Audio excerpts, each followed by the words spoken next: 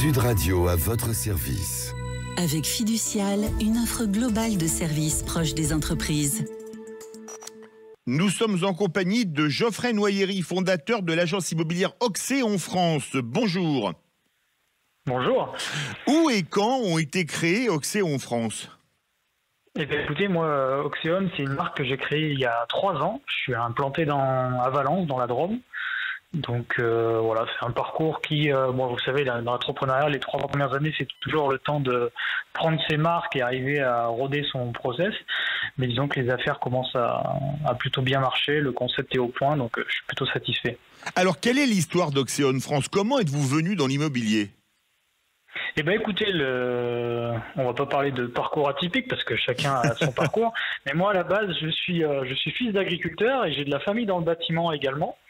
Et donc moi j'ai suivi un parcours scolaire à peu près classique. Et à la base, je voulais me lancer dans l'architecture. Puis les dessins m'ont vite calmé. Donc dans la famille, j'ai eu l'occasion de faire un BTS bâtiment. Et en fait, c'est pendant mon BTS bâtiment que je me suis lancé dans l'immobilier à côté. Donc j'ai commencé avec des premiers projets perso pour de l'investissement. Et petit à petit, je partageais ça sur les réseaux. Donc j'ai des proches, des amis ou autres qui se sont rapprochés pour avoir des conseils ou autres. Et petit à petit, c'est comme ça qu'on crée une aventure entrepreneuriale. Et aujourd'hui, je m'épanouis à faire ce pourquoi les autres trouvent que je suis bon, quoi. De quelle manière accompagnez-vous les clients pour trouver un appartement ou une maison ? Eh bien, écoutez, justement, moi, ce que j'ai cherché à développer au sein d'Oxéon, c'est qu'on a certes l'activité de traction immobilière, comme on pourrait dire, classique, c'est-à-dire qu'un vendeur va me confier un mandat afin que je puisse commercialiser son bien. Mais là où j'ai voulu apporter quelque chose de, peut-être pas innovateur, des formateurs, il y en a déjà pas mal qui existent sur le marché, mais disons que j'ai voulu surtout me consacrer sur l'immobilier ancien et justement les compétences que j'ai pu acquérir dans le bâtiment. Et justement, j'ai des solutions d'accompagnement où un particulier lambda, que ce soit un primo-accédant ou quelqu'un qui veut débuter dans l'investissement, je peux l'accompagner avec des formules d'accompagnement en ligne ou bien même sur le terrain, moyennant bien sûr un mandat de recherche. Alors, l'accompagnement bien fait, ça fidélise la clientèle théoriquement ?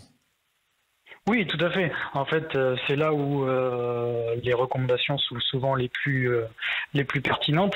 C'est que vendre un bien, c'est quelque chose, mais je estime que là où le métier prend tout son sens, c'est justement quand on rencontre des acquéreurs et qui sont satisfaits qu'on puisse leur apporter bien plus qu'un simple prix, une surface ou autre, mais justement apporter les connaissances techniques pour qu'ils puissent se projeter. Comme je vous dis, moi je suis un grand amateur de l'ancien, donc tout de suite quand on leur suggère des rénovations, un potentiel de valorisation, ils sont tout de suite sensibles à...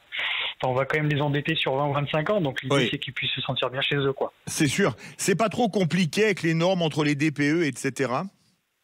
Eh justement, il y a ce qu'on entend un peu de partout. Il y a la réalité du terrain. Et aujourd'hui, en fait, le plus important pour un client, c'est surtout d'arriver à trouver déjà les bons conseils, les bons professionnels. Et après, la lecture des diagnostics, il faut certes en avoir déjà lu plusieurs. Et c'est justement là où j'essaie de faire comprendre à mes clients vous savez, dès qu'il y a une anomalie qui sort sur un papier, ça fait toujours peur. Alors que la plupart du temps, elles sont insignifiantes, quand il y en a d'autres qui parfois sont un peu survolées, qui ont des impacts bien plus importants. Plus importants, oui. Et le marché de l'immobilier du côté de Valence, il se porte comment ? Il se porte, c'est difficile à décrire. On a des biens qui sont, que nous estimons professionnels, bien placés, cohérents et sans trop de problèmes, qui pourtant, débordent pas de visites, et d'autres sur lesquels où on pense ne pas être au prix et au final on a plus de visites. Donc c'est assez particulier, et c'est d'ailleurs ça qui témoigne que vous avez le prix affiché, vous avez les photos, mais après une fois arrivé sur le bien, là il faut pouvoir conseiller les clients justement. Si le prix était si attractif, c'est justement parce qu'il y a des travaux anticipés. Oui. Ou l'inverse, il y avait des belles photos, des belles rénovations. Par contre, vous avez peut-être une isolation de façade ou autre à prévoir.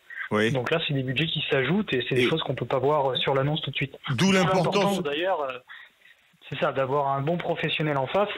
Parce que normalement, la rigueur du métier veut dire que on est censé tout dévoiler aux clients, chose où dans une vente entre particuliers, moi personnellement, sur beaucoup de biens, sans les connaissances que j'ai pu acquérir ces dernières années, je me serais laissé avoir. Plusieurs fois, d'où l'importance du conseil. Merci beaucoup Geoffrey Noyeri, fondateur de l'agence immobilière Oxéon France à Valence.